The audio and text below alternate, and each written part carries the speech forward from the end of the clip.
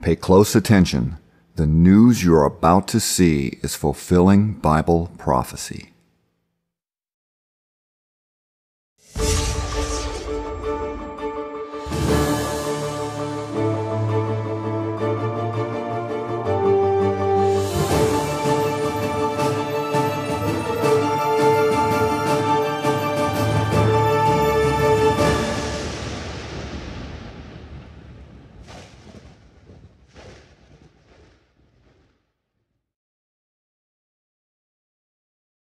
Welcome to YPN News, bringing you the news as it relates to Bible prophecy and foretold by Yeshua Hawkins.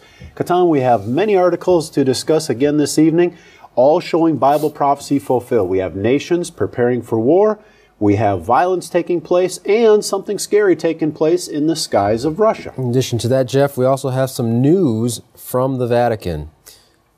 Well, starting it off here, North Korea has taken another step this week in developing its nuclear weapons targeted at the United States. On Tuesday, Pyongyang said it had carried out a test of a miniaturized nuclear weapon in a tunnel at Punenri. Now, North Korean state television announcer said this nuclear test, unlike the previous one, was safely and perfectly conducted at a high level by using a smaller and lighter nuclear bomb with high explosive power. Now, for years, the United States government believed North Korea was some way off from having a miniaturized device suitable for use on top of a missile. With the recent tests, many realized those calculations were wrong.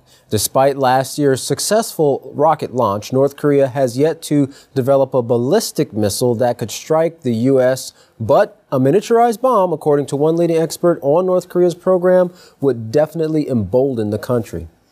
Now, Siegfried Hecker from Stanford University said it will give them more confidence that they have a credible deterrent. I still personally believe, he said, that they want that deterrent to essentially keep the Americans out and to buy them some sort of space and room in which they can operate.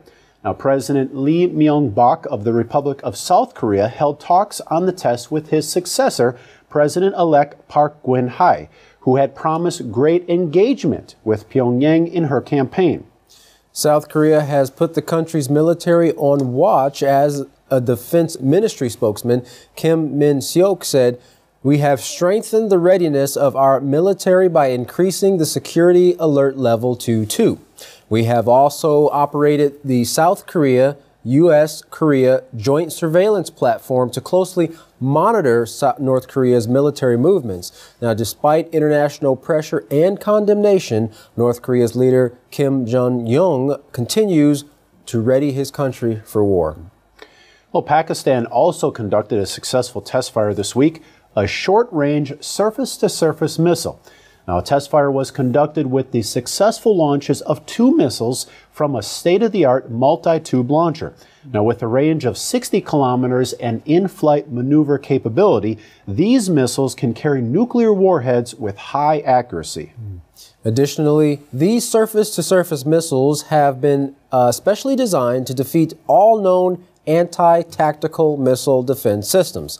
The test was witnessed by Chairman Joint Chief of Staff Committee General Hali Shamim Win. Congratulating the team, he said, "The armed forces are fully capable of safeguarding Pakistani security against all kinds of aggression." The President and Prime Minister of Pakistan also congratulated the scientists and engineers on their outstanding success. Well, Russia had a strange sight in its sky this week. For more on this report, we go to our field correspondent, Larry McGee. Larry? A startling display over Russia this week, Jeff, as people in the Ural region were struck by a meteorite and given a rather dangerous opportunity to experience firsthand what many of us have only witnessed on the screen. Earlier this week, an asteroid entered Russian airspace, broke apart into several flaming pieces, and rained down on the residents of the Urals as they attempted to start their mornings. The asteroid blazed into view, exploded in the Russian sky, and produced a blast which shattered windows, blew doors off their hinges, and caused damage to 300 structures. At the time of this report, 514 people were said to be injured, 84 of which were children, and 9 people are listed in critical condition.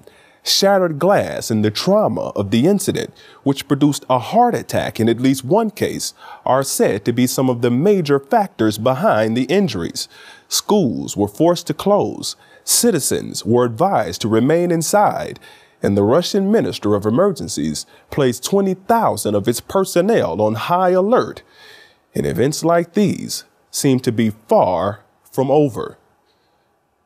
For YPN News, I'm Larry McGee.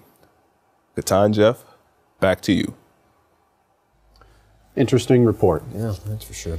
Well, Abilene is once again in the news this week as a man was assaulted on Kirkwood Street. Men wearing masks, armed with guns and knives, forced their way inside the man's home after he heard a knock at the door and went to see who was there. Now, Mr. Garcia Sena Jr. said, "I opened the door and they just busted in. They just had me cornered right here, beating the crap out of me," he said. You got to be careful who you open the door for. The men beat him with a hammer and pointed a shotgun at him. The beating continued until he managed to push one of the men aside and break out a window. The men then fled the scene in a black SUV, and Mr. Sena spent 2 days recovering in the hospital. As a result, Mr. Sena had 39 staples on his head, countless stitches on his face, chin, and ears, and a massive cut that has separated his thumb from his hand. When asked why he thought this happened, he replied, "I really don't know. He wasn't involved in drugs. He didn't owe anyone money. And he still doesn't know why or who did this to him." Strange. Yeah, very strange. Now, from violence to the Vatican, we turn your attention to the recent announcement from Rome. Pope Benedict XVI on the 11th of this month announced that he would be stepping down as the leader of the Roman Catholic Church on February the 28th. Now, this announcement comes just shy of his 8th year as the leader of over 1 billion Catholics worldwide. He took office in May of 2005 after the death of Pope John Paul II. Benedict is the first pope since Pope Gregory to resign. Now, Gregory did so in 1415, which was 598 years ago approximately. Recently, in an interview with Diane Sawyer, Cardinal Timothy Dolan of New York was asked what his reaction was when he heard the news to the Pope's resignation. Well, he said, of course, that he was shocked and that they've known it has always been a possibility. Now, the question of what takes place when you have a former pope came up, and Dolan said, "We don't know. We've never been through this before." In regards to the selection of a new pope, there are many guesses as to who it will be in line next. As it goes, usually with church politics, different face, same system. Well, to top off the Pope's announcement of his resignation, within hours after Pope Benedict announced that he would resign, lightning struck St Peters Basilica just before 6 o'clock in the evening local time. Take a look at this.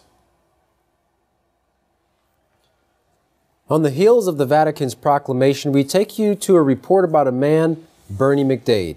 In an interview with CBS News, he tells of his sexual abuse by a Catholic priest when he was just 11 years old, serving as an altar boy at St. James in Salem, Massachusetts. He said that he was brought up as a Catholic to think that these people, referring to the Catholic priest, were good in nature. And he says, all I've been surrounded by is deception. Interesting, he used the word deception. That's well chosen.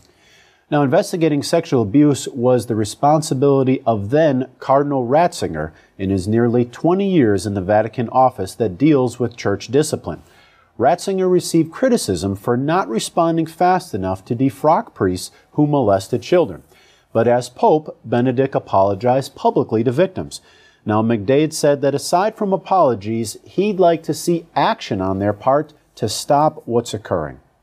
Although the Catholic Church has in recent years expedited its removal of abusive priests, it has not moved to punish the bishops responsible for protecting those priests by moving them, of course, from one church to another church. Now, if you are interested in ways that can bring you and your family life and not have to suffer the consequences and curses that the world is right now, stay tuned for Yisrael Hawkins.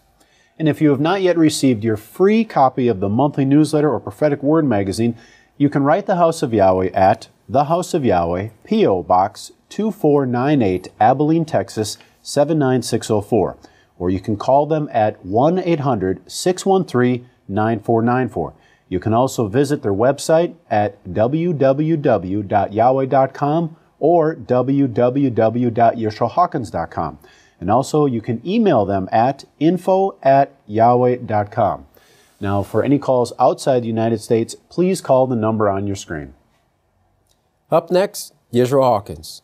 From all of us here at YPN News, I'm Katan Alexander. And I'm Jeffrey Heimerman. Thanks for joining us.